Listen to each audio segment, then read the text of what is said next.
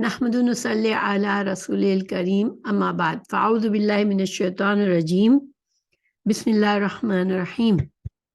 انشاءاللہ آج ہم حج کے بارے میں پڑھیں گے، حج کے مسائل، حج کی فرضیت اور اس کی تفصیلات کو سمجھیں گے انشاءاللہ۔ تو جیسا کہ ہم جانتے ہیں کہ اسلام میں حج جو ہے وہ جو اسلام کے 5 رکن ہے، کلمہ شہادت کی گواہی دینا، نماز قائم کرنا، زکوٰۃ ادا کرنا، رمضان کے روزے رکھنا اور حج استطاعت ہو تو حج ادا کرنا اسلام کے ارکان ہے اور ان کو پورا کرنا ضروری ہے۔ تو ہم آج حج کے بارے میں سمجھتے ہیں، حج کی فرضیت۔ اللہ سبحانہ تعالیٰ سورہ آل عمران آیت نمبر 97 میں فرمایا وَلِلَّهِ عَلَى النَّاسِ حِجُّ الْبَيْتِ مَنِ اسْتَطَاعَ إِلَيْهِ سَبِيلًا وَمَنْ كَفَرَ فَإِنَّ اللَّهَ غَنِيٌّ عَنِ الْعَالَمِينَ، اور لوگوں پر اللہ کا یہ حق ہے کہ جو شخص اس گھر تک پہنچنے کی استطاعت رکھتا ہو وہ اس کا حج کرے۔ حدیث ہے، میں ابو داؤد حدیث نمبر 1721 کا حوالہ دے رہی ہوں۔ حضرت ابن عباس سے روایت ہے کہ حضرت اقرا بن حابس نے نبی کریم صلی اللہ علیہ وسلم سے پوچھا، اے اللہ کے رسول صلی اللہ علیہ وسلم، کیا حج ہر سال ہے یا ایک ہی بار؟ آپ صلی اللہ علیہ وسلم نے فرمایا، نہیں، ایک ہی بار فرض ہے اور جو اس سے زیادہ کرے وہ نفل ہے۔ یعنی کہ زندگی میں ایک بار حج کرنا، جس کے پاس حج کی استطاعت ہے، جو مسلمان ہے، تو یہ فرض ہے اس کے اوپر، لیکن اس کے بعد اگر وہ ایک سے زیادہ حج کرتا ہے تو یہ نفلی حجیں ہوں گی۔ اس کی کچھ ضروری اصطلاحات ہیں حج کے، جو انسان حج کے لیے جاتا ہے تو اس کے لیے میں چند ایک کا نام بتا دیتی ہوں۔ عرفات وہ میدان ہے جو مکہ مکرمہ سے 9 میل مشرق میں ہے۔ 9 ذی الحج کو حجاج یہاں وقوف کر کے اللہ تعالیٰ سے مغفرت کی درخواست کرتے ہیں، اور عرفات کی حدود کے اندر وقوف کرنا یعنی قیام کرنا ضروری ہے، ورنہ حج نہیں ہوتا۔ تو عرفات کا دن یوم عرفات 9 ذی الحج کو ہوتا ہے۔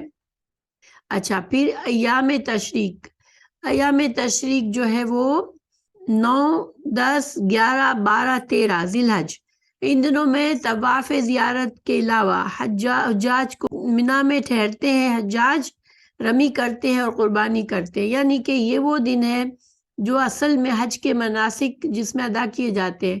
تو 8 ذی الحج کو حج کا احرام باندھ کے منا میں جایا جاتا ہے زوال سے پہلے، ٹھیک ہے۔ پھر وہاں پر منا میں انسان 8 ذی الحج کو صرف اپنے آپ کو پریپیئر کرتا ہے، نمازیں پڑھتا ہے، ظہر، عصر، مغرب، عشاء، اور دوسرے دن 9 ذی الحج جو ہے وہ بڑا دن ہوتا ہے حاجیوں کے لیے، جس دن وہ بہت سے کام کرتا ہے۔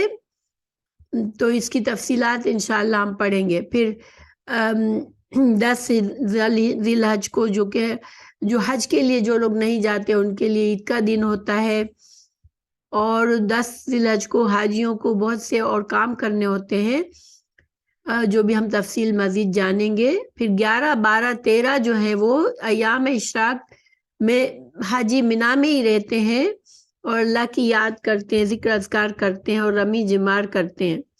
دم کا لفظ سمجھنا ضروری ہے۔ حج اور عمرہ کے مناسک کی ادائیگی کے دوران کوئی غلطی سرزد ہو جائے تو اس کے تدارک کے طور پر بکری یا بھیڑ ذبح کر کے تمام گوشت غربا میں تقسیم کر دینا۔ دم دینے والا اس گوشت کو نہ خود کھائے اور نہ دوست و احباب کو تحفے کے طور پر دے۔ یہ خالصتاً حرم کی حدود میں رہنے والے غربا کے لیے ہے۔ اب کون سی غلطی ہو جائے اس کا انشاءاللہ مزید جانیں گے، لیکن کچھ حج اور عمرہ کے دوران ایسی چیزیں انسان سے ہو جاتی ہے جس پر دم واجب ہوتا ہے، ٹھیک ہے۔ حج اسلام کے 5 بڑے ارکان میں سے ایک اہم رکن ہے۔ ہر مسلمان عاقل، بالغ اور صاحب استطاعت پر زندگی میں ایک دفعہ حج کرنا فرض ہے۔ حج بدل، جب حج ایک دوسرے شخص کی طرف سے کیا جائے تو حج بدل کہلاتا ہے۔ جس کی طرف سے حج کیا جائے وہ عامر ہے اور جو حج کرے وہ مامور ہے۔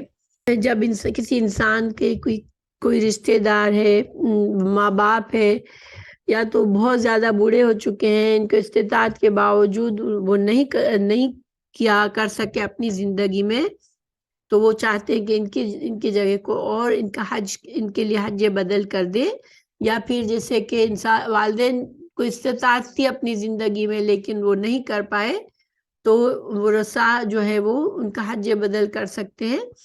تو حج بدل کرنے والے کے لیے شرط یہ کہ اس نے اپنا فرض حج جو ہے وہ پورا کر چکا ہو، پھر وہ دوسرے کی طرف سے حج بدل کر سکتا ہے۔ حج کی کچھ اقسام ہے۔ حج افراد، حج کی ایک قسم ہے، میقات پر گزرنے سے پہلے صرف حج کی نیت کرے اور اسی کا احرام باندھے، حج عمرہ کے ساتھ جمع نہ کرے، یعنی کہ حج کے مہینوں میں عمرہ بالکل نہ کرے۔ تو حج کی ایک قسم یہ ہے کہ اس کو افراد کہتے ہیں، واحد فرد یعنی کہ اکیلا حج۔ تو اس حج میں جو ہے اس میں عمرہ نہیں کرتا انسان، حاجی جو ہے وہ صرف اور صرف حج کرتا ہے۔ حج قران، حج کی ایک اور قسم ہے، حج کے ساتھ عمرے کو بھی اول ہی سے جمع کرے، میقات پر عمرہ و حج دونوں کا بیک وقت ملا کر احرام باندھے، یعنی جب نیت کرے تو وہ حج اور عمرہ دونوں کی ایک ساتھ نیت کرے۔ اس شخص کو عمرے کے طواف اور سعی سے فارغ ہو کر حالت احرام میں رہنا ہوگا اور 10 ذی الحج کو قربانی کرنے کے بعد احرام کھولنا ہوگا۔ یعنی حج قران میں کیا ہے کہ عمرہ کرنے کے بعد تو انسان جب مکہ مکرمہ پہنچتا ہے تو پہلے عمرہ کرتا ہے، اور عمرہ کرنے کے بعد اگر حج کے دن شروع نہیں ہو چکے ہیں، جو کہ 8 ذی الحج پر مینا میں جاتا ہے انسان حج کی نیت کر کے، تو ان دنوں میں وہ عمرہ کے بعد اپنا احرام میں ہی رہے، اور پھر وہ حج 8 ذی الحج کو دوسرے حاجیوں کے ساتھ وہ مینا میں جائے گا، اور پھر باقی جو ہے جو کچھ بھی مناسک ہے وہ حج کے جو مناسک ہے وہ پورے کرے گا۔ حج تمتع، حج کی ایک قسم ہے، حج کے ساتھ عمرے کو اسی طرح جمع کرے کہ حج کے مہینوں میں میقات پر گزرنے سے پہلے صرف عمرے کا احرام باندھے، اس میں حج کو شریک نہ کرے، پھر مکہ مکرمہ پہنچ کر عمرہ سے فارغ ہو کر بال کٹوائے اور احرام اتار دے، پھر 8 ذی الحج کو مکہ مکرمہ میں حج کا احرام باندھ کر حج کے مناسک ادا کرے، ایسے کرنے والے کو متمتع کہتے ہیں۔ تو حج تمتع اور حج قران میں کیا فرق ہے؟ صرف اتنا فرق ہے کہ جو حاجی ہے وہ عمرہ کرنے کے بعد احرام نہیں اتار سکتا، اور جب نیت کرتا ہے تو حج اور عمرے کی دونوں کی ساتھ نیت کرتا ہے، جبکہ جو حج تمتع کرنے والے ہیں وہ پہلے عمرہ کی نیت کرتے ہیں میقات سے، ہمیشہ جب باہر سے آنے والے ہوتے ہیں وہ میقات جو مخصوص میقات ہے وہاں سے اپنی نیت کرتے ہیں، مدینہ سے آنے والوں کے لیے بھی میقات مقرر ہے، تو انسان اپنا پہلے عمرے کی نیت کر کے احرام باندھتا ہے اور مکہ مکرمہ پہنچ کر اپنا عمرہ پورا کرتا ہے، اور عمرہ کرنے کے بعد احرام کو اتار دیتا ہے، پھر اگر کچھ دن باقی ہے تو وہ 8 ذی الحج کو دوبارہ سے وہ اپنا احرام باندھ کر وہ 8 ذی الحج کو مکہ مکرمہ میں حج کا احرام باندھ لیتا ہے، ٹھیک ہے۔ پھر اب اسے دوبارہ میقات پر نہیں جانا، وہ میقات سے آیا ہوا ہے، اس نے اپنا عمرہ کیا ہے اور پھر وہ حج کا دن کا انتظار کر رہا ہے، اور احرام ہی کی حالت احرام اس نے اتار دیا تھا، کیونکہ تمتع کا معنی ہوتا ہے فائدہ اٹھانا، تو گویا کہ اس کو یہ ایکسٹرا کچھ دن احرام کی پابندیوں سے اس نے آپ کو عمرہ کے بعد احرام کی پابندیوں سے وہ بری ہو جاتا ہے، اور پھر 8 ذی الحج کو وہ مکہ مکرمہ میں ہی وہ دوبارہ سے احرام باندھ کر حج کے مناسک ادا کرتا ہے۔ اور عام طور پر یہی حج تمتع جو ہے وہ زیادہ افضل بھی ہے، اور جو لوگ ملک سے باہر سے جیسے پاکستان سے جاتے ہیں یا کسی اور ملک سے حج کے لیے جاتے ہیں تو وہ عام طور پر حج تمتع ہی کرتے ہیں، ٹھیک ہے۔ حجر اسود کو ہم سب جانتے ہیں، یہ سیاہ پتھر ہے جو خانہ کعبہ کے جنوب مشرقی کونے میں تقریباً 4 فٹ کی اونچائی پر نصب ہے۔ اچھا، اس پتھر کو حجر اسود کو چھونا جو ہے وہ اور بوسہ دینا یہ حج میں انسان کرتا ہے، عمرے میں کرتا ہے. لیکن اگر دیکھیں یہ حج کے لیے یہ نہیں ہے کہ انسان حج اور عمرہ اس کا مکمل نہیں ہوتا ہے اس کے بغیر، کیونکہ یہ ایک عمل ہے جو رسول اللہ صلی اللہ علیہ وسلم نے کیا اور ہم آپ صلی اللہ علیہ وسلم کی سنت کو سمجھ کر اس کو کرتے ہیں. لیکن اگر بہت بھیڑ بھاڑ ہونے کی وجہ سے انسان یہ کام نہیں کر سکتا تو دور سے بھی حج اس کو استعلام کیا جا سکتا ہے. اور خاص طور سے عورتیں بعض اوقات بہت زیادہ بھیڑ بھاڑ میں ان کے لیے بہت زیادہ مشکل ہوتا ہے. اس طرح کے مشکل میں پڑھ کر عورتوں کو ضروری نہیں ہے کہ وہ حج اسود کا بوسہ ہی دے. پھر حلق کہتے ہیں سر منڈوانے کو، جو حاجی جو ہے 10 ذی الحج کو حج کے مناسک پورے کرنے کے بعد کرتا ہے. اور خواتین جو ہے وہ اپنے بالوں کا صرف آخری حصے سے 1-2 انچ کے کتروا لیتی ہے بال، تو اس کو تقصیر کہتے ہیں. حتیم خانہ کعبہ کے مغربی جانب کم اونچی نصف دائرہ کا شکل میں دیوار ہے، وہ خانہ کعبہ کا حصہ ہے. حجاج کرام کا اس میں نماز پڑھنا اور اللہ تعالیٰ سے دعائیں مانگنا مستحب ہے، تو فرض نماز اس کے اندر نہیں پڑھی جاتی. بہرحال یہ مناسک حج کا حصہ نہیں ہے. جو احرام ہے وہ اصل نیت ہے، ٹھیک ہے. کپڑے پہن لینے کے بعد جب انسان پاک صاف ہو کے غسل کر کے یہ کپڑے پہنتا ہے تو اس وقت وہ اس پر احرام کی پابندیاں نہیں شروع ہو جاتی، لیکن اس پر جو احرام میں جو جن چیزوں سے پابندی ہے وہ اس وقت شروع ہوتی ہے جب وہ میقات پہ پہنچ کر احرام کے لیے کی نیت کرتا ہے، حج اور عمرے کی نیت کرتا ہے. اس وقت سے اس کو وہ محرم کہلاتا ہے اور وہ اس پر احرام کی پابندیاں اس وقت سے شروع ہوتی ہے. جب تک وہ پورے حج کے مناسک یا عمرہ پورا نہ کر لے اس وقت تک وہ ان پابندیوں میں اس کو پابندیوں رہتی ہے اس کے اوپر. جمرات منا میں 3 دیواریں جو ان جگہوں کی نشاندہی کرتی ہے جہاں پر شیطان نے ابراہیم علیہ السلام کو اللہ کی راہ سے ہٹانے کی کوشش کی تھی، ٹھیک ہے. تو حجاج جو ہے 10 ذی الحج سے 13 ذی الحج تک ان دیواروں کی رمی کرتے ہیں. رمی یعنی کہ چھوٹے کنکر اس پر مارتے ہیں. جمرات ایک دوسرے سے کچھ فاصلے پر ایک ہی لائن میں نصب ہے. جمرات عقبہ یعنی بڑا شیطان لائن میں سب سے آخر جو پتھروں کی دیوار ہے جمرہ عقبہ کہلاتا ہے. اسے جمرہ بزرگ بھی کہتے ہیں. جمرہ اولا پہلا یا چھوٹا شیطان جس کو جمرہ صغیر بھی کہتے ہیں. جمرہ وسطی جو ہے وہ درمیانی والا شیطان. صفا و مروہ کے درمیان سعی کرنا یعنی کہ اس وقت وہاں پر صفا اور مروہ کے دوران جو انسان چکر لگاتا ہے اس کو سعی کہتے ہیں. میقات جہاں سے احرام کے ساتھ گزرنا واجب ہے. حضور اکرم صلی اللہ علیہ وسلم نے مکہ مکرمہ کے آس پاس جگہوں کے میقات مقرر کیا ہوا ہے. اگر یہ حکم نہ ہوتا تو آپ کو اپنے گھروں سے احرام باندھ کر مکہ میں داخل ہونا پڑتا. عمرہ اور حج ادا کرنے والے دنیا کے مختلف کونوں اور اطراف سے آتے ہیں اور انہیں گھر سے احرام باندھ کر آنے میں دقت ہوتی ہے. آفاقیوں کے لیے یہ میقات ذوالحلیفہ، جحفہ، قرن المنازل اور یلملم کی پہاڑی ہیں.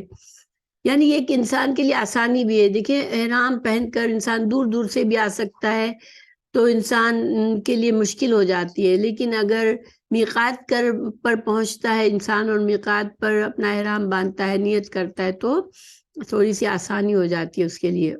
مزدلفہ صحرا کا وہ علاقہ جو منا اور عرفات کے درمیانی راستے میں واقع ہے. حجاج کرام 9 اور 10 ذی الحج کی درمیانی رات یہاں گزارتے ہیں. مغرب اور عشاء کی نماز اکٹھی عشاء کے وقت پڑھتے ہیں.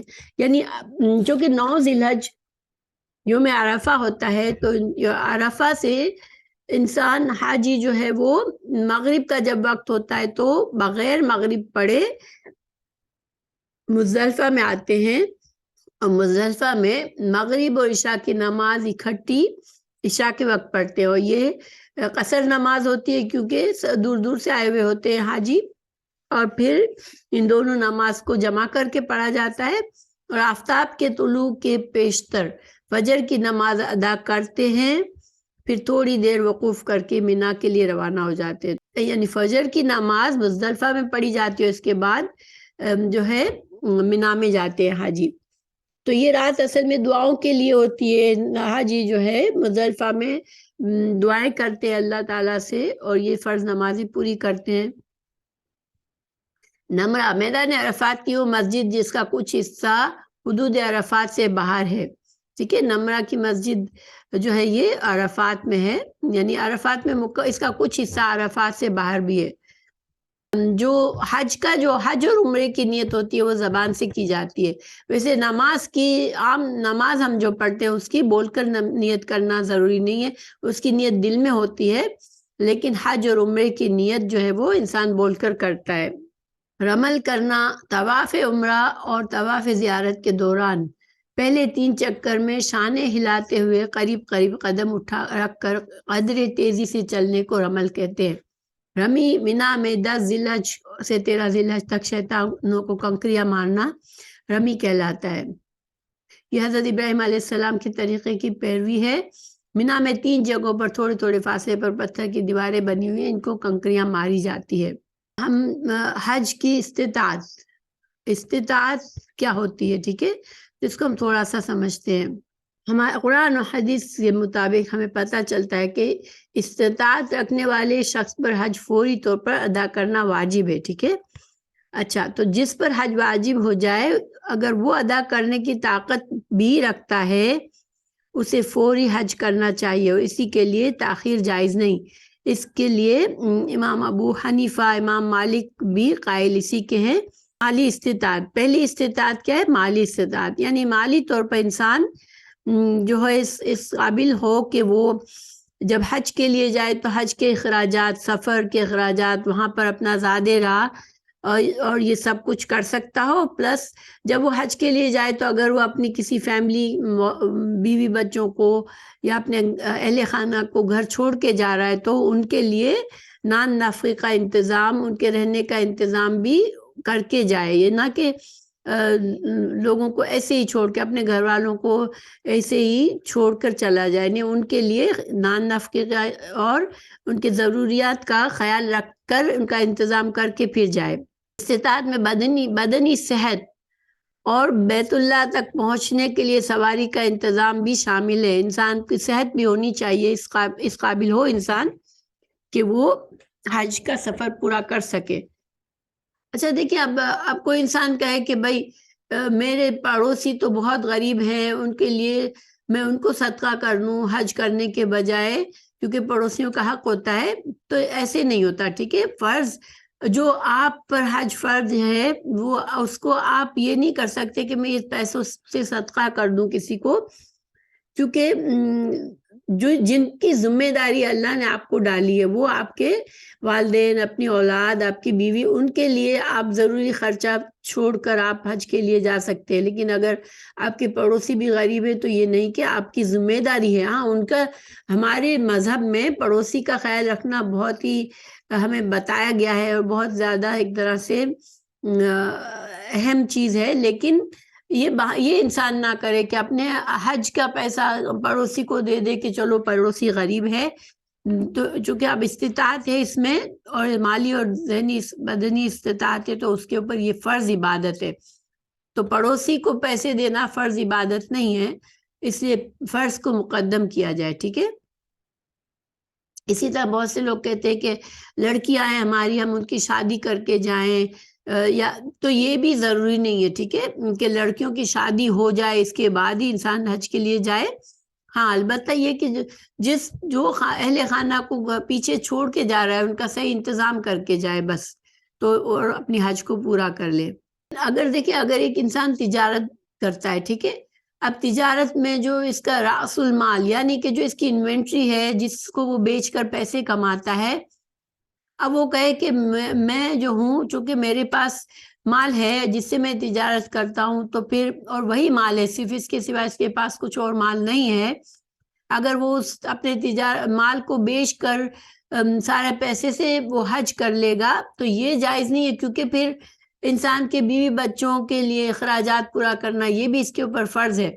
تو اگر وہ اپنے بزنس کا سارا مال ہی بیچ کر کہے گا کہ میں حج کر لوں جا کر، تو پھر اس کے بیوی بچوں کے لیے آئندہ کے لیے کمانے کا ذریعہ اس کے پاس نہیں رہے گا.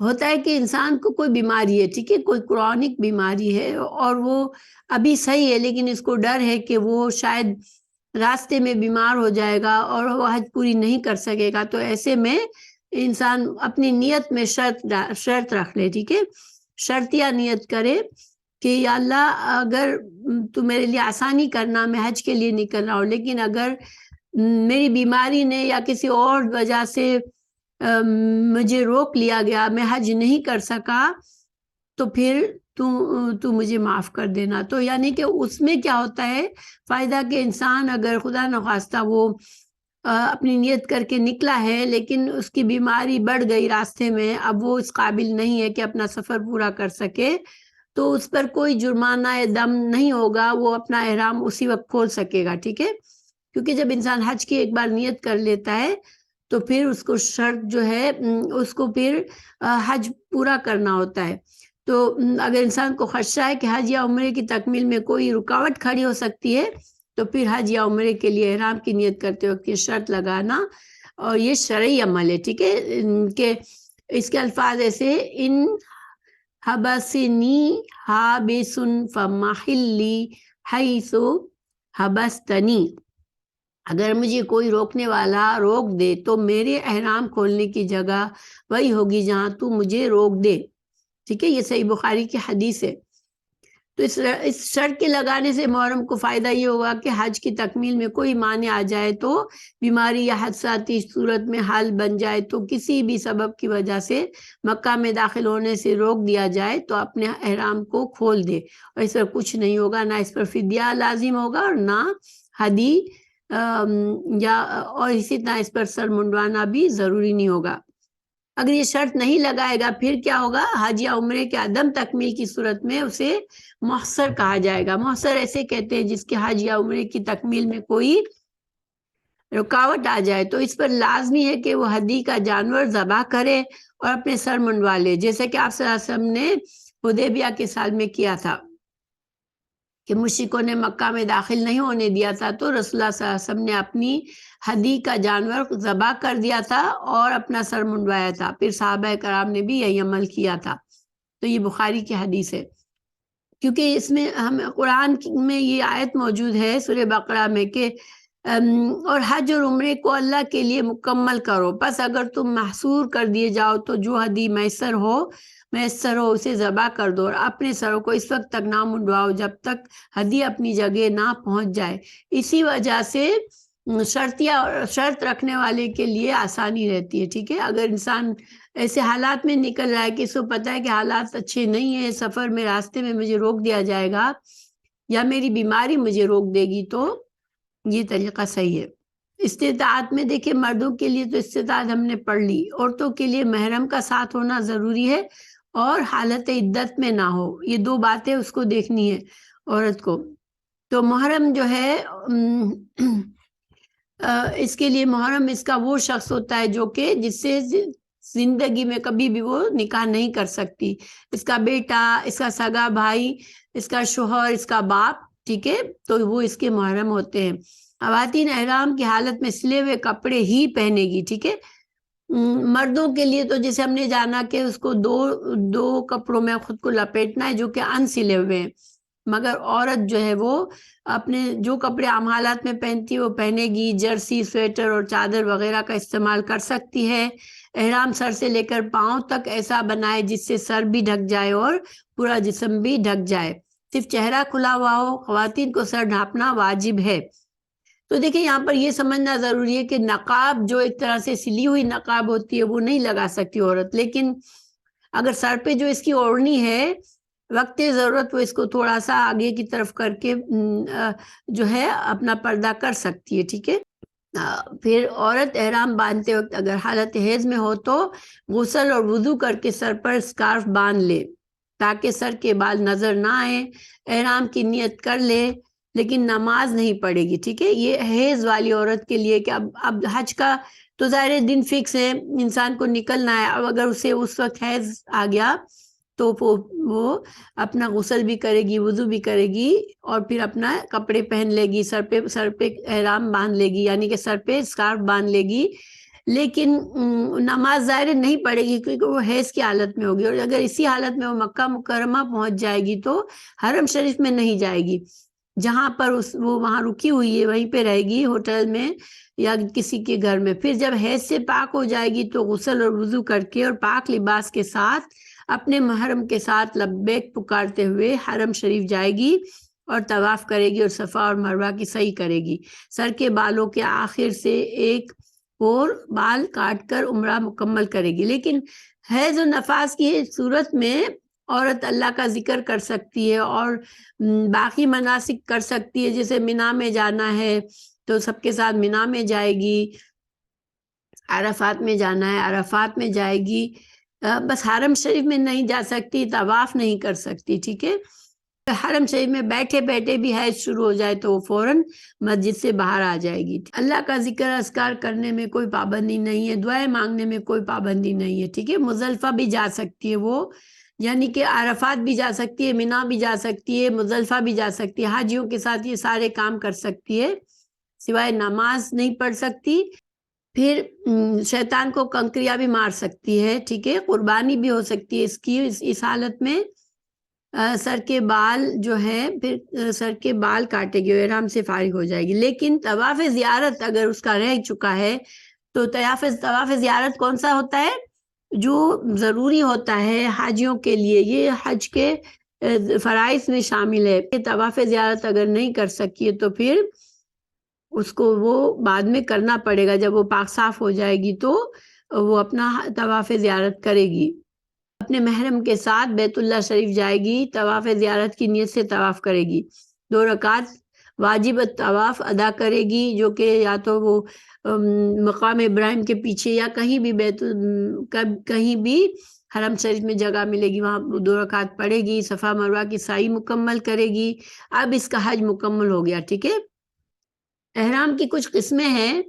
عمرے کا احرام ہوتا ہے، باندھنے کا طریقہ تو وہی ہے مگر نیت عمرے کی ہوتی ہے، ٹھیک ہے۔ میقات پر پہنچ کے عمرہ کی نیت کی جاتی ہے۔ احرام حج جو ہے افراد، صرف حج کا احرام باندھا جاتا ہے تو صرف نیت کیا ہوتی ہے؟ حج افراد کی، اس میں قربانی نہیں ہوتی ہے، اور جیسا کہ حج افراد میں انسان عمرہ نہیں کرتا، صرف حج کرتا ہے، اور یہ عام طور پر مکہ میں رہنے والے لوگ کرتے ہیں اس طرح سے حج افراد۔ پھر حرم کے حدود میں رہنے والے جو لوگ ہوتے ہیں وہ حج افراد کرتے ہیں عام طور پر۔ ظاہر دور سے جو جائے گا وہ چاہے گا کہ عمرہ بھی کرے اور حج بھی کرے، تو عام طور پر حج قران کرتا ہے، یا تو حج قران میں وہ اپنی قربانی کی اس کو ساتھ لے کر جاتا ہے، اور عمرہ کرنے کے بعد وہ اپنا جو ہے احرام نہیں اتارتا بلکہ حج کا انتظار کرتا ہے، اور حج کے پورا ہونے کے بعد احرام اتارتا ہے۔ جبکہ حج تمتع کا جو احرام ہوتا ہے اس میں پہلے عمرے کا احرام باندھا جاتا ہے، جب میقات پہ انسان پہلی بار پہنچتا ہے اپنے گھر سے تو عمرے کی نیت کرتا ہے، پھر عمرہ کر کے احرام اتار دیتا ہے، اور پھر ایام حج میں مکہ ہی سے حج کا احرام باندھتا ہے۔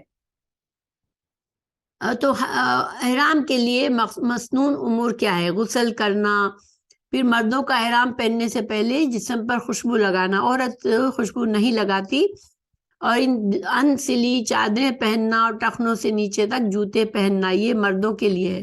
عمرہ اور حج یا دونوں کی نیت کے الفاظ ادا کرنا، تلبیہ پکارنا، اللہم لبیک، جو تلبیہ ہے وہ سے مسنون الفاظ جو ہے وہ ادا کرے گا۔ مکمل ہو تو ممکن ہو تو نماز ظہر کے بعد احرام باندھنا، یہ ضروری نہیں ہے، مسنون ہے، ٹھیک ہے یہ کام۔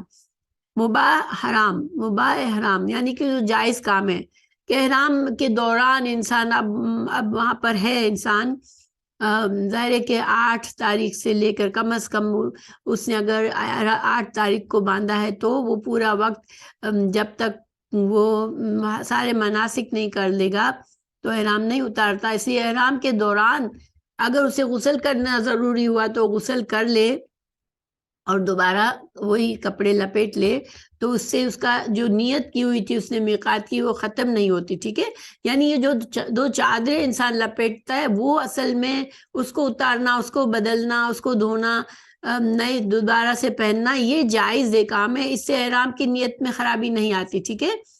اچھا، سر اور بدن کو کھجانا ضرورت پڑے تو مرہم پٹی کروانا، دوا لگانا، دوا کھانا پینا، آنکھوں میں سرما یا دوا ڈالنا، یہ سارے جائز کام ہے، کر سکتے ہیں۔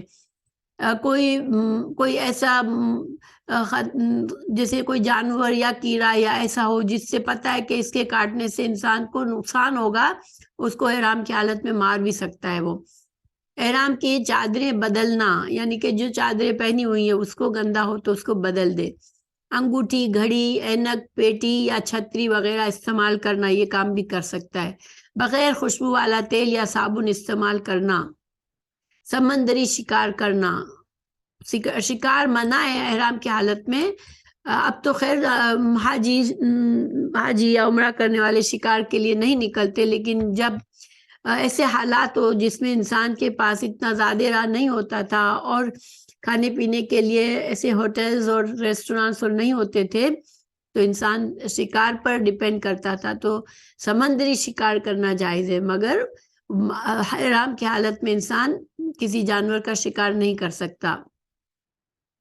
اور بچوں یا ملازموں کو تعلیم و تربیت کے لیے مارنا پیٹا، اب یہ تو ظاہر ہے کہ انسان کسی ملازم کو ویسے تو مارنا پیٹنا مناسب نہیں ہوتا، لیکن یہ کہ کوئی ایسی ضرورت پیش آ گئی کہ کسی کو تربیت کرنی ہے تو یہ اس سے احرام میں جائز ہے، یعنی کہ ایک ظاہری بات ہے کہ ایک تربیت کا طریقہ ہوتا ہے، کسی پر ظلم کرنے کا مقصد نہیں ہوتا، تو یہ جائز ہے۔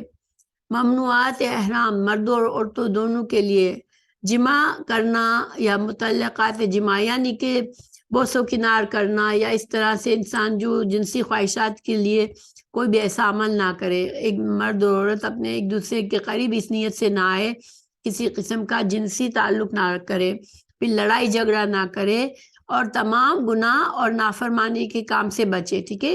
کسی سے بھی لڑنا جھگڑنا احرام کی حالت میں مناسب نہیں ہے، اس سے منع کیا گیا ہے۔ اور تمام گناہ اور نافرمانی کے کام وہ تو ظاہر عام حالات میں بھی حرام ہے، لیکن احرام کی حالت میں بالکل بھی نہ کرے ایسے کام۔ پھر خوشبو لگانا منع ہے احرام کی حالت میں، نکاح کرنا جائز نہیں ہے۔ محرم جب تک احرام کی پابندی سے باہر نہیں آ جاتا نکاح نہیں کر سکتا، نکاح کا پیغام بھی کسی کو نہیں دے سکتا یا کسی کا نکاح بھی نہیں کروا سکتا۔ بال یا ناخن کاٹنا یہ بھی منع ہے احرام کی حالت میں۔ خشکی کا شکار کرنا، شکاری کی مدد کرنا، شکار کیا ہوا جانور ذبح کرنا، یہ سارے ممنوع کام ہیں۔ صرف مردوں کے لیے کیا چیزیں منع ہے؟ سلا ہوا کپڑا پہننا منع ہے احرام کی حالت میں۔ سر پر ٹوپی یا پگڑی پہننا منع ہے، ٹھیک ہے، مردوں کے لیے۔ موزے یا جرابے پہننا منع ہے مردوں کے لیے، مگر عورتیں سر بھی ڈھانک سکتی ہے، موزے جرابے بھی پہن سکتی ہے اور سلے ہوئے کپڑے بھی پہن سکتی ہے۔ ممنوعات احرام صرف عورتوں کے لیے۔ مذکورہ بالا ممنوعات کے علاوہ درج ذیل 2 امور صرف خواتین کے لیے منع ہے۔ نقاب استعمال کرنا اور دستانے پہننا۔ اب عورت جو پردہ کرنے والی عورت ہے تو وہ کیا وہ پھر بے پردہ رہے گی مردوں کے دوران؟ تو دیکھیں، مردوں کے درمیان اول تو انسان کو عورت کو چاہیے کہ وہ ایسے حرم شریف کے ایسے جگہوں پر رہے جہاں عورتوں کا خاص اہتمام ہو، اور جب وہ مردوں میں ہے تو وہ تھوڑا سا اپنے سر کی چادر کو اس طرح سے کر لے کہ وہ اس کا تھوڑا پردہ ہو جائے، لیکن نقاب پہننا اور دستانے پہننا، سلے ہوئے جو انگلیوں پر ہاتھوں میں فٹ آتے ہیں وہ منع ہے کرنا۔ تو اگر ہاتھوں کو بھی وہ چھپانا چاہتی ہے تو اگر اس کی جو لمبی آستینیں ہوتی ہیں جلباب کی لمبی آستینوں میں اس کے اندر ہاتھ ہیں تو وہ اس میں کوئی حرج نہیں ہے، ٹھیک ہے، وہ ایسا کر سکتی ہے۔ طواف کیا ہے؟ بیت اللہ شریف کے گرد 7 چکر لگانا، ٹھیک ہے۔ طواف کی اقسام: طواف قدوم، طواف قدوم جب پہلی بار انسان مکہ میں داخل ہوتا ہے تو طواف قدوم کرتا ہے۔ جو حج تمتع کرتے ہیں تو وہ لوگ تو ویسے ہی عمرہ فوراً کرتے ہیں تو ان کے لیے یہ ضروری نہیں ہے، لیکن جو انسان صرف حج کر رہا ہے تو وہ طواف قدوم کر سکتا ہے۔ طواف عمرہ، طواف زیارت، طواف وداع اور طواف نفلی۔ طواف عمرہ جو انسان عمرے کی نیت سے طواف کرتا ہے وہ طواف عمرہ ہے۔ طواف زیارت جو ہے وہ حج کے ارکان میں سے ہے اور یہ انسان جب عرفات سے واپس آنے کے بعد انسان مزدلفہ میں جاتا ہے، قربانی کرتا، پھر مینا میں جا کے قربانی کرتا ہے، رمی جمار کرتا ہے، اور جو بھی 10 تاریخ کے کام ہے حج کے وہ سارے کرنے کے بعد جو وہ آتا ہے حرم شریف اور وہ طواف زیارت کرتا ہے۔ عام طور پر یہ 10 ذی الحج کو ہوتا ہے، لیکن کسی نے 10 ذی الحج کو اسے موقع نہیں ملا، وہ سارے مناسک کرنے میں مصروف رہا تو 11 اور 12 کو بھی ہو سکتا ہے۔ اور اس کے بعد ہی طواف زیارت کرنے کے بعد ہی انسان اپنے سعی کر لی سب کچھ کرنے کے بعد وہ اپنے بال منڈواتا ہے اور احرام کی پابندیوں سے آزاد ہوتا ہے۔ تو حج میں واجب طواف کی تعداد، تو دیکھیں حج افراد میں جو حج افراد یعنی کہ وہ انسان جو صرف حج کر رہا ہے، عمرہ ساتھ نہیں کر رہا، تو اس کے لیے طواف زیارت ضروری ہے۔ اور طواف وداع وہ طواف جب انسان اپنے سب کچھ کرنے کے بعد، حج کے مکمل ہو جانے کے بعد، طواف زیارت کرنے کے بعد احرام ایک بار اتار بھی دیتا ہے، پھر وہ طواف وداع کرتا ہے، ٹھیک ہے۔ حج قران میں 3 عدد طواف ہے۔ طواف عمرہ، کیونکہ وہ پہلے عمرہ کرتا ہے، پھر طواف زیارت کرتا ہے، اور اس کے بعد طواف وداع کرتا ہے۔ حج تمتع میں 3 ہے، اسی طرح طواف عمرہ، لیکن صرف فرق کیا ہے؟ حج تمتع میں انسان عمرہ کرنے کے بعد پورا مکمل ہونے کے بعد اپنے احرام سے فارغ کو کھول دیتا ہے، احرام کی پابندیوں سے آزاد ہو جاتا ہے، پھر دوبارہ مکہ ہی سے 8 ذی الحج کو حج کے لیے وہ احرام باندھتا ہے، پھر وہ حج کے مناسک کا حصہ ہے طواف زیارہ، ٹھیک ہے۔ اور طواف وداع جب وہ رخصت ہو رہا ہے تو وہ طواف وداع کرے گا۔ انسان تلبیہ کب تک کرے گا؟ چونکہ جب انسان احرام باندھ لیتا ہے تو وہ تلبیہ پکارتا ہے، تو تلبیہ کب تک پکارے گا؟ جب وہ بالکل حجر اسود کے سامنے آ جائے گا، حرم شریف میں داخل ہوگا، حجر اسود کے سامنے آ جائے گا، اب اسے طواف شروع کرنا ہے، تو اس وقت وہ تلبیہ پکارنا بند کرے گا۔ اس وقت مرد حضرات کیا کریں گے؟ اپنا دایاں کندھا جو ہے اس سے چادر ہٹا دیں گے، اس کو کھول دیں گے، اور یعنی احرام کی چادر دائیں بغل کے نیچے سے نکال کر بائیں کندھے پر ڈال دیں گے، اس کو اتباع کہتے ہیں۔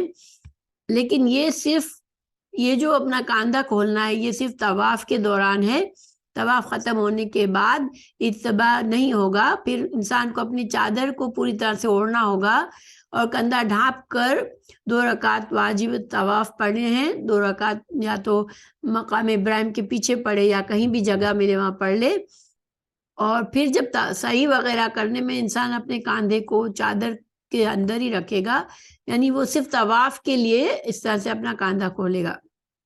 دیکھیں طواف زیارت کو ہم تھوڑا سا سمجھتے کہ اس طواف رکن، اس کو طواف رکن، طواف حج، طواف فرض اور طواف افادہ بھی کہتے ہیں، ٹھیک ہے، یہ سارے اس کے نام ہیں، اور یہ حج کا رکن ہے، ٹھیک ہے، اس کے بغیر حج پورا نہیں ہوتا۔ اس کا وقت 10 ذی الحج کی صبح صادق سے شروع ہوتا ہے اور 12 ذی الحج کے غروب آفتاب تک کرنا واجب ہے، تاخیر کرنے سے دم واجب ہوتا ہے۔ طواف وداع اس طواف صدر بھی کہتے ہیں، اسے طواف صدر بھی کہتے ہیں، اور یہ ہر آفاقی پر واجب ہے، یعنی جو انسان جس نے حج کیا، عمرہ کیا، تو وہ اب اپنے گھر کے لیے نکل رہا ہے تو طواف وداع کرے ضرور، اور وہ مکہ معظمہ سے واپس ہونے لگے تو رخصتی کا طواف کرے۔ ویسے نفلی طواف انسان جتنے چاہے کر سکتا ہے، یہ طواف جس وقت چاہے انسان کر سکتا ہے، اس کے لیے کوئی وقت مقرر نہیں ہے۔ تو جب حاجی مکہ مکرمہ میں ہوتے ہیں تو یہ بہترین عبادت ہے، انسان حرم شریف میں داخل ہو کے، جیسے عام مسجدوں میں داخل ہو کر انسان تحیت المسجد پڑھتے ہیں، تو حرم شریف میں انسان جا کر طواف کر سکتا ہے، اور طواف کرنا چاہیے اسے، اگر وقت ہے تو ضرور کرے، کیونکہ یہ مسجد حرم میں جانے کے لیے وہی حیثیت رکھتا ہے جیسے عام مسجد میں انسان 2 رکعت تحیت المسجد پڑھتا ہے۔ تو طواف کی حالت میں واجب چیزیں کیا ہے کہ مکمل طہارت میں ہو انسان، یعنی باوضو ہو، ٹھیک ہے، اگر اس کے وضو ٹوٹ جاتا ہے تو اسے دوبارہ وضو کرنا پڑے گا، اور حیض و نفاس اور جنابت سے پاک ہونا اور بے وضو نہ ہونا. تو گویا کہ حیض کی عورت حیض کی حالت میں، نفاس کی حالت میں، جنابت کی حالت میں طواف نہیں کیا جا سکتا. پھر ستر عورت ہونا، یعنی جسم کا جو حصہ چھپانا فرض ہے اس کو چھپانا لازمی ہے. جو شخص پیدل چلنے پر قادر ہو اس کا پیدل چلنا، اور جو شخص پیدل چلنے پر قادر نہ ہو تو اس کا ویل چیئر وغیرہ پر طواف کرنا جائز ہے. دائیں طرف سے طواف شروع کرنا، حتیم کو شامل کر کے طواف کرنا، یعنی حتیم کے اندر نہ جائے. جب طواف کر رہا ہے انسان تو حتیم کے باہر سے کرے، ٹھیک ہے، کیونکہ حتیم کعبہ شریف خانہ کعبہ کا حصہ ہے، تو حتیم کے باہر سے طواف کرے انسان. پورا طواف کرنا یعنی طواف کے 7 چکر پورے کرنا، ٹھیک ہے. 7 چکر میں طواف پورا ہوتا ہے. ہر طواف کے بعد 2 رکعت واجب الطواف پڑھنا. اچھا، طواف کے لیے جو جو چیزیں جیسے ہم نے پڑھی، جو شرائط ہے ان کا کرنا لازم ہے، ورنہ طواف جو ہے وہ طواف صحیح نہیں ہوگا، ٹھیک ہے. تو کن چیزوں سے منع کیا گیا ہے کہ یہ چیزیں طواف میں کرنے کے لیے حرام ہے. تو اگر وضو ٹوٹ جائے تو انسان کو نکل کے وضو کرنا پڑے گا. انسان ننگا نہ ہو، سطر نہ کھل جائے، اور حجر اسود سے ہی، جہاں سے حجر اسود ہے وہاں سے طواف کا شروع ہوتا ہے، ٹھیک ہے. مگر انسان اپنا طواف میں وہ پوری طرح سے خانہ کعبہ کی طرف اپنے آپ کو موڑے گا نہیں، ٹھیک ہے. اپنا سینہ اس طرف نہیں کرے گا طواف کے دوران. ہاں، اگر حجر اسود کی طرف پہنچ جائے اور اگر اس کو بوسہ دینے کا موقع ہے، وہاں پر ٹھہرتا ہے، تو اس وقت اپنا منہ اور سینہ جو ہے اس طرف کرنا جائز ہے، ٹھیک ہے. طواف کے دوران انسان کیا پڑھ سکتا ہے؟ طواف کے دوران فضول باتیں نہ کریں اور بے ضرر اور بے فائدہ باتوں سے بچے. خرید و فروخت کرنا منع ہے اس دوران. کوئی ایسی تجارت کی بات نہ کرے. ذکر اور دعا کرتا رہے، اور کپڑوں کی ناپاکی سے بچے، کیونکہ ناپاک کپڑے ہو تو پھر طواف نہیں ہوتا. جس طواف میں رمل اور استباء سنت ہے، اس طواف میں رمل اور استباء کو بلا عذر ترک کرنا. یعنی شروع کے جو چکر ہوتے ہیں 3، اس میں رمل کیا جاتا ہے، اس کو نہ چھوڑے، ٹھیک ہے. اور اسی طرح کاندھے کو کھولنا مردوں کے لیے، اس کو وہ ضرور کرے وہ اپنے طواف میں. حجر اسود کا استلام نہ کرنا. حجر استلام کیا ہے؟ دور سے انسان اشارہ کرتا ہے حجر اسود کی طرف، چونکہ اگر بوسہ نہیں دے سکتے تو استلام کرنا ہے. حجر اسود کے بالمقابل آئے بغیر ہاتھ اٹھانا. ابھی تک حجر اسود تک نہیں پہنچے تو ہم استلام نہیں کریں گے، ہاتھ سے اشارہ نہیں کریں گے. جب حجر اسود ہمارے بالکل ہم اس کے مقابل ہوں گے، اس وقت ہم اپنا ہاتھ بلند کر کے استلام کریں گے دائیں ہاتھ سے. طواف کے چکروں میں زیادہ وقفہ کرنا، کسی کام میں مشغول ہو جانا. طواف ایک بار شروع کرنے کے بعد انسان اس میں وقفہ نہ کرے، انلیس کی کوئی بہت ضروری بات ہو گئی کہ وضو ٹوٹ گیا، یا ایک بیمار انسان ہے، اس کو تھوڑی سی دیر کے لیے اس کو سستانا ضروری ہے، تو یہ تو جائز ہے، لیکن زیادہ دیر وقفہ نہ کرے. طواف کرتے وقت ارکان بیت اللہ یا کسی اور جگہ دعا کے لیے کھڑا ہونا. طواف کرتے کرتے کھڑے ہو کر انسان اپنے کئی ایک جگہ کھڑے ہو کر دعا نہ کرے، ٹھیک ہے. طواف کو پورا کر لے. دوران طواف کھانا پینا بھی نہ کرے. ایک طواف ہونے کے بعد 2 رکعت نماز پڑھ لے، پھر اگر وہ چاہے تو دوسرا طواف شروع کرے. ورنہ یعنی ایک طواف پورے ہونے کے بعد، ایک طواف 7 چکر پورے ہونے کے بعد وہ 2 رکعت ضرور پڑھے. خطبہ کے وقت طواف کرنا. جب خطبہ ہو رہا ہے تو اس وقت طواف نہ کرے. فرض نماز کی تکبیر اور اقامت ہونے کے وقت طواف شروع نہ کرے، ٹھیک ہے. اگر فرض نماز کی تکبیرات ہو چکی ہے، اقامت ہو چکی ہے، تو پھر وہ طواف کو روک دے. دیکھیں کچھ لوگ زور زور سے دعائیں پڑھتے ہیں، اور مخصوص دعائیں کہتے ہیں اس چکر میں یہ پڑھو، اس چکر میں یہ پڑھو. یہ سنت سے ثابت نہیں ہے. انسان کچھ بھی دعائیں کر سکتا ہے. ہاں، البتہ جب یکن رمانی اور حجر اسود کے درمیان ربنا آتنا فی الدنیا حسنۃ وفی الآخرۃ حسنۃ وقنا عذاب النار یہ پڑھے. طواف کے دوران ہاتھ اٹھا کر دعا نہ کرے، اور نہ ہی ہاتھ کو باندھے جس سے ہم نماز میں باندھتے ہیں. بھوک لگی ہو بہت شدید، یا بہت زیادہ غصہ ہو چڑھا ہوا، تو انسان طواف نہ کرے. بلا عذر جوتے پہن کر طواف کرنا. ہم دیکھیں، ہم عام طور پر تو خیر ہم جوتے نہیں پہنتے طواف میں، لیکن یہ نہیں کہ جائز ہی نہیں ہے. بعض لوگ اس کو حرام کہتے ہیں، لیکن اگر انسان کے پاس ایسا عذر ہے کہ وہ نہیں چل سکتا، اگر وہ کھلے پیر چلے گا، خاص طور سے بڑی عمر میں بعض لوگوں کے لیے مسئلہ ہوتا ہے کہ وہ کھلے پیر اگر اتنی دیر چلتا ہے تو وہ پھر طواف پورا ہی نہیں کر سکے گا. ایسے انسان کے لیے اگر اس کو جوتے پہننے ضروری ہے تو بہت صاف ستھرے جوتے پہنے اور طواف کر سکتا ہے، لیکن یہ کہ بغیر کسی عذر کے انسان جوتے پہن کر نہ کرے. اور حجر اسود کے علاوہ کسی اور جگہ ہاتھ اٹھا کے جو استلام کرتے ہیں، جیسے رکن یمانی پر بھی کچھ لوگ کرتے ہیں، دور سے استلام کرتے ہیں ہاتھ اٹھا کر، وہ نہیں کرنا ہے، صرف حجر اسود کا ہی استلام ہوتا ہے، رکن یمانی کا نہیں ہوتا. ٹھیک ہے. ایک مختصر سی تصریح کے طور پر حالت احرام میں کیا کیا کرنا ہے. حالت احرام میں باوضو ہونا ہے، حالت اجتباء میں ہونا ہے صرف طواف عمرہ کے لیے. اجتباء جیسے ہم نے پڑھا کہ کاندھے سے جو مرد ہاتھ کپڑا ہٹا دیتے ہیں، اپنے دائیں کاندھے کو کھلا رکھتے ہیں، تو یہ جو ہے حالت اجتباء میں ہونا مردوں کے لیے. مردوں کا پہلا 3 چکروں میں رمل کرنا، تیزی سے چلنا. رمل یعنی کہ تھوڑا سا تیز قدم اٹھانا. حجر اسود سے حجر اسود تک 7 چکر لگانا. حجر اسود کو بوسہ دینا یا ہاتھ سے چھو کر ہاتھ کو بوسہ دینا یا ہاتھ سے اشارہ کرنا اور ہاتھ کو بوسہ نہ دینا. ٹھیک ہے.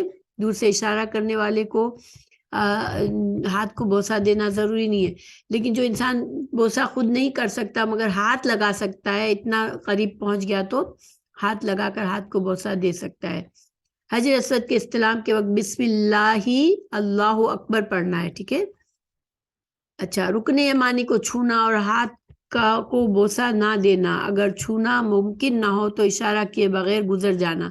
رکن یمانی جو ہے وہ حجر اسود والے کونے سے پہلے آتا ہے، تو اس کو چھونا اگر دور ہے تو اس کو دور سے اشارہ نہیں کیا جا سکتا. ٹھیک ہے.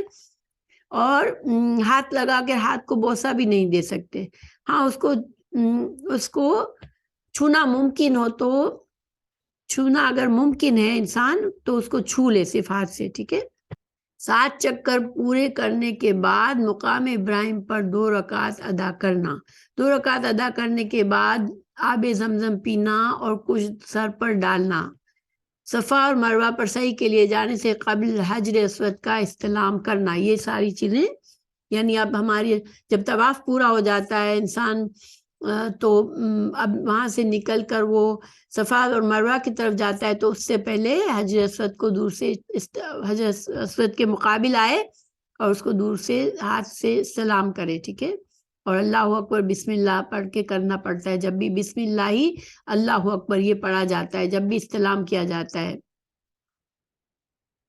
بہت ضروری ہو تو انسان بات کرے. ٹھیک ہے. طواف کے دوران، اور بہت ہی کوئی ضرورت پڑ جائے تو بوقت ضرورت طواف کو کچھ دیر کے لیے منقطع کر دے. یعنی کہ وضو کی ضرورت پیش آئی، وضو ٹوٹ گیا، یا پھر جیسے کہ بیمار ہے کوئی انسان اور اس کو تھوڑی سی دیر رکنا ضروری ہے. سواری پر طواف کرنا جائز ہے، کیا جا سکتا ہے. اسی طرح کوئی چلنے کے قابل نہیں ہے تو وہ ویل چیئر میں اس کے لیے کیا جا سکتا ہے. سعی کیا ہے؟ صفا اور مروہ کے درمیان 7 چکر لگانا. حج میں سعی کی تعداد: حج افراد میں 1 عدد صحیح، حج قران میں 2 عدد. حج قران میں 2 کیوں ہو گئی صحیح؟ کیونکہ جب پہلے عمرہ کرے گا حج سے پہلے تو اس عمرے کا بھی حصہ ہے کہ عمرے میں بھی طواف کے بعد صحیح کی جاتی ہے، تو اس کے بعد حج کرے گا تو حج کے بعد صحیح کرے گا، تو 2 بار صحیح ہوئی اس سے.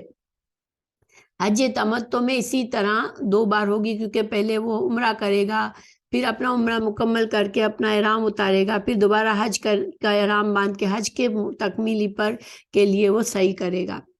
تو صفا اور مروہ کے صفا سے صحیح کا ابتدا کرنا ہے، اور صفا پہاڑی پر چڑھ کر قبلہ رخ ہو کر کھڑے ہو کر دعائیں مانگنا ہے. ٹھیک ہے. صفا کے اوپر مردوں کا سب ستونوں کے درمیان تیز چلنا، بیماروں اور بوڑھوں کے علاوہ. جو بیمار ہے اور بوڑھا ہے تو نہیں ہے تو صحیح ہے، لیکن ورنہ جو 2 سب ستونے بنے ہوئے ہیں وہاں پر تیز چلنا. مروہ پہاڑی پر چڑھ کر قبلہ رخ کھڑے ہو کر دعائیں مانگنا. صفا سے شروع کر کے مروہ پر 7 چکر مکمل کرنا. ہر بار صفا سے شروع کر کے جب انسان مروہ پہنچتا ہے تو اس کا 1 چکر پورا ہوتا ہے. ٹھیک ہے. تو صفا پر بھی اس نے کھڑے ہو کر کچھ دعائیں مانگنی ہے، اور مروا پہنچ کر بھی کچھ دیر دعائیں مانگنی ہے۔ اچھا، صحیح میں انسان کا باوضو ہونا لازمی نہیں ہے، ٹھیک ہے۔ اسی طرح دوران صحیح گفتگو کی ضرورت ہو تو کر سکتا ہے، بوقت ضرورت صحیح کا سلسلہ منقطع بھی کر سکتا ہے تھوڑی سی دیر کے لیے، اور سواری پر صحیح بھی کر سکتا ہے۔ ایام حج 8 ذی الحج کو یوم الترویہ شروع ہوتا ہے، سورج طلوع ہونے کے بعد، اور نماز ظہر سے پہلے مینا پہنچا جاتا ہے۔ پھر مینا میں 5 نمازیں ظہر، عصر، مغرب، عشاء اور اگلے دن کی فجر، یعنی 9 ذی الحج کو فجر کی نماز ادا کی جاتی ہے مینا میں ہی۔ پھر مینا میں تمام نمازیں قصر کے ساتھ ادا ہوگی، کیونکہ انسان سفر میں ہوتا ہے تو وہ ساری نمازیں قصر ہوتی ہیں، ٹھیک ہے۔ پھر بکثرت بلند آواز میں تلبیہ کہنا۔ طلوع آفتاب کے بعد مینا سے عرفات رواں ہونا، جب طلوع آفتاب شروع ہو جائے تو پھر انسان عرفات کے لیے نکلے 9 ذی الحج کو۔ زوال آفتاب کے بعد مسجد نمرہ میں خطبہ سننا، ظہر اور عصر کی نماز باجماعت جمع اور قصر ادا کر کے کرنا، ٹھیک ہے۔ پھر نمازوں کے بعد جبل رحمت کے قریب یا جہاں جگہ ملے قبلہ رخ ہو کر وقوف کرنا، یعنی کھڑے ہو کے انسان دعائیں مانگتا ہے۔ عرفات دعاؤں کا دن ہے اور کھڑے ہونے کا دن ہے اللہ کے سامنے، تو انسان قبلہ رخ ہو کر دعائیں کرتا رہے۔ غروب آفتاب کے بعد مزدلفہ روانہ ہونا اور جاتے ہوئے وادی محشر سے تیزی سے گزرنا۔ دوران سفر بلند آواز سے تلبیہ پڑھنا۔ مزدلفہ کی رات 9 ذی الحج کی رات جو ہوتی ہے عرفات کے دن کے بعد، وہ مزدلفہ میں گزاری جاتی ہے۔ نماز مغرب اور عشاء مزدلفہ میں باجماعت جمع اور قصر کر کے ادا کرنا۔ دیکھیں مغرب کا وقت حالانکہ یوم عرفہ کے میدان میں بھی ہو جاتا ہے، لیکن انسان مغرب پڑھے بغیر مزدلفہ آتا ہے۔ پھر رات سو کر گزارنا۔ نماز فجر وقت سے پہلے ادا کرنا، یعنی کہ بہت ارلی نماز پڑھنا فجر کی۔ پھر نماز فجر کے بعد طلوع آفتاب سے تھوڑا پہلے تک مشعر الحرام کے قریب یا جہاں جگہ ملے قبلہ رخ ہو کر وقوف کرنا، اس وقت بھی انسان قبلہ رخ ہو کر دعائیں کرے۔ طلوع آفتاب سے تھوڑا پہلے مینا روانہ ہونا۔ دوران سفر تلبیہ کہنا۔ پھر 10 ذی الحج یوم نہر کہتے ہیں اس کو، یوم نہر بھی کہتے ہیں۔ جو حج کے لیے جو لوگ نہیں جاتے وہ عید الاضحیٰ مناتے ہیں اس دن اور قربانی کرتے ہیں۔ 10 ذی الحج کو طلوع آفتاب کے بعد جمرہ عقبہ کی رمی کرنا، جب آفتاب طلوع ہو جائے تو جمرہ عقبہ کی رمی کرنا۔ رمی سے قبل تلبیہ کہنا، بلند آواز میں تلبیہ کہنا رمی سے قبل، لیکن جب رمی تک پہنچ جائے، جب شیطان کو کم مارنے کے کرنا شروع ہو تو پھر وہ تلبیہ کو بند کر دے، پھر تلبیہ نہ پکارے۔ پھر قربانی کرنا، جب رمی ہو جائے تو پھر قربانی کرے۔ حلق یا تقصیر کرنا، حلق یعنی پوری طرح سے بال منڈوانا، تقصیر کو بالوں کو تھوڑا سا کتروانا۔ مکہ جا کر طواف زیارت ادا کرنا، یہ سارے کام 10 ذی الحج کو ہوتے ہیں۔ 10 ذی الحج کے کرنے والوں کاموں میں سے تھوڑی سی آگے پیچھے اس دن ترتیب ہو جاتی ہے، ویسے تو ترتیب کے ساتھ کرنا ہے، ٹھیک ہے۔ رمی کرنا ہے پہلے جمرہ عقبہ کی، سارے تینوں شیطان کو نہیں، صرف جمرہ عقبہ کو، ٹھیک ہے۔ پھر قربانی کرنا ہے، پھر حلق اور تقصیر کرنا ہے، مکہ جا کر طواف زیارت کرنا ہے۔ لیکن اس میں تھوڑی بہت آگے پیچھے کچھ چیزیں ہو جائے کہ قربانی بعد میں ہوئی یا اثر پہلے ہو گیا، تو اس دن جو ہے وہ اس کے بارے میں احادیث موجود ہے کہ اگر ایسے کسی مجبوری سے ایسا ہو گیا تو اس میں کوئی حرج نہیں ہے۔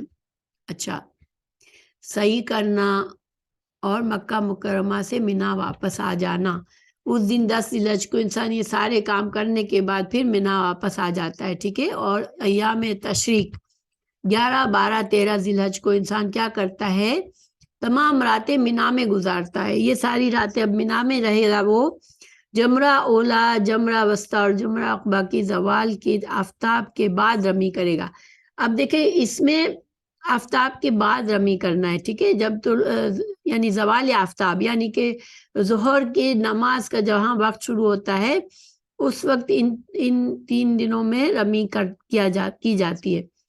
جبکہ جو پہلے والی رمی تھی وہ اس میں طلوع آفتاب کے بعد کر سکتا ہے انسان، ٹھیک ہے، یعنی کہ ظہر کے وقت تک کا انتظار کرنا ضروری نہیں ہے، طلوع آفتاب ہو گیا تو وہ کر سکتا ہے، لیکن ان 3 دنوں میں دوبارہ تینوں شیطانوں کو رمی کرنی ہوتی ہے، اور اس میں رمی کے لیے زوال کا انتظار کرنا پڑتا ہے. جب زوال یعنی کہ سورج بالکل سروں پر جب آتا ہے اور جب وہ تھوڑا سا کھسک کر مغرب کی طرف ہونے لگتا ہے تو وہ زوال کا وقت ہوتا ہے. تو اس کے بعد زوال کے بعد جو ہے وہ ظہر کا وقت، عام طور پر ظہر کی نماز کا وقت شروع ہوتا ہے. بکثرت تکبیر و تحلیل، تقدیس، تحمید اور اذکار اور وظائف کرے. منا میں یہ 3 دنوں میں انسان بس اللہ کی عبادات کرتا رہے، تکبیر اور تحلیل کرتا رہے. تکبیر اللہ اکبر، تحلیل لا الہ الا اللہ، تحمید الحمدللہ، اور تقدیس سبحان اللہ، یہ کرتا رہے. سبحان اللہ والحمدللہ ولا الہ الا اللہ واللہ اکبر، اس کا وظیفہ کرتا رہے. اللہ اور 12 ذی الحج کو واپس آنا ہو تو غروب آفتاب سے قبل منا سے نکلنا ہے. اگر اب ویسے تو 13 تک رہنا ہے منا میں، لیکن انسان کسی وجہ سے اس کو کہ جلدی نکلنا پڑ رہا ہے تو وہ پھر کب کر سکتا ہے؟ 12 ذی الحج کو واپس آنا ہے تو غروب آفتاب سے قبل منا سے نکلنا ہے. غروب آفتاب ہو جانے کے بعد وہ پھر منا میں ہی رات گزارے گا اور 13 ذی الحج کو پھر نکلے گا وہاں سے. مکہ واپس آ کر اپنے شہر یا ملک رخصت ہونے سے قبل طواف وداع کرنا. اچھا، تلبیہ کے جو مخصوص الفاظ ہیں یہ ہے: لبیک اللہم لبیک، لبیک لا شریک لک لبیک، ان الحمد والنعمت لک والملک لا شریک لک، لبیک اللہم لبیک، لبیک لا شریک لک لبیک، ان الحمد والنعمت لک والملک لا شریک لک.